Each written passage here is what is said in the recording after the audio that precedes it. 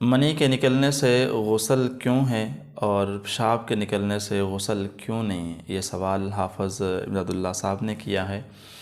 دیکھیں، منی کے نکلنے سے غسل کا واجب ہونا اور پیشاب کے نکلنے سے غسل کا واجب نہ ہونا، یہ شریعت اسلامیہ کی خوبیوں میں سے ایک بہت بڑی خوبی ہے۔ منی انسان کے سارے بدن سے نکلتی ہے، اس لیے اللہ تعالیٰ نے اس کا نام سلالہ رکھا ہے۔ منی کے نکلنے سے انسان کا سارا جسم سست ہو جاتا ہے، جو بدن سے رواں ہو کر بالآخر پشت کے راستے سے نیچے آتی ہے اور پھر عضو تناسل سے خارج ہوتی ہے۔ تو منی کے نکلنے سے انسان کو بہت زیادہ کمزوری لاحق ہوتی ہے۔ اور پیشاب اور پیخانہ یہ صرف کھانے پینے کے فضلے ہوتے ہیں جو مثانے اور معدے میں جمع رہتے ہیں، لیکن جب منی نکلتی ہے تو انسان کمزوری محسوس کرتا ہے، لیکن جب یہ فضلے نکلتے ہیں تو انسان راحت محسوس کرتا ہے۔ تو پہلی حالت کو حدث اور دوسری حالت کو طہارت کہتے ہیں۔ ناپاکی سے جسم میں کمزوری اور غفلت پیدا ہوتی ہے، اور غسل کرنے سے انسان کا دل، انسان کے جسم میں قوت پیدا ہوتی ہے۔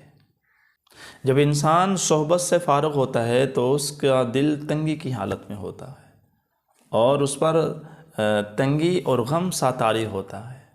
وہ اپنے آپ کو نہایت گھٹن میں محسوس کرتا ہے، لیکن جب وہ غسل کرتا ہے، دونوں نجاستیں اس سے دور ہوتی ہیں، اپنے جسم کو ملتا ہے، غسل کرتا ہے، کپڑے پہنتا ہے، خوشبو لگاتا ہے، تو ایک راحت محسوس کرتا ہے۔ یہاں پر طبیبوں نے لکھا ہے کہ جمع کرنے کے بعد جسم سے تحلیل شدہ قوتوں اور کمزوریوں کو لٹا دینا ہے، اور ہم بستری کے بعد غسل نہ کرنا یہ انتہائی سخت مضر ہے، نقصان دہ ہے، اور غسل کر لینا یہ بہت مفید ہے۔ ہاں، اگر شارع علیہ السلام پیشاب اور پیخانے کے بعد غسل کو لازم ٹھہراتے تو سخت حرج ہوتا، لوگوں پر انتہائی محنت اور مشقت والا کام ہوتا۔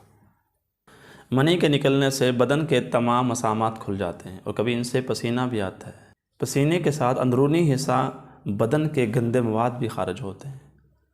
اگر یہ گندے مواد مسامات پر آ کر ٹھہر جائیں نا، اور ان کو نہ دھویا جائے تو انتہائی مضر نقصان دہ امراض پیدا ہو سکتے ہیں۔ اس لیے غسل کرنا انتہائی مفید ہے۔ تو شریعت اسلامیہ کی خوبیوں میں سے ایک بہت بڑی خوبی ہے کہ پیشاب اور پیخانے کے بعد غسل نہیں ہے، منی کے نکلنے کے بعد غسل واجب ہے، جو ہمیں جلد کر لینا چاہیے۔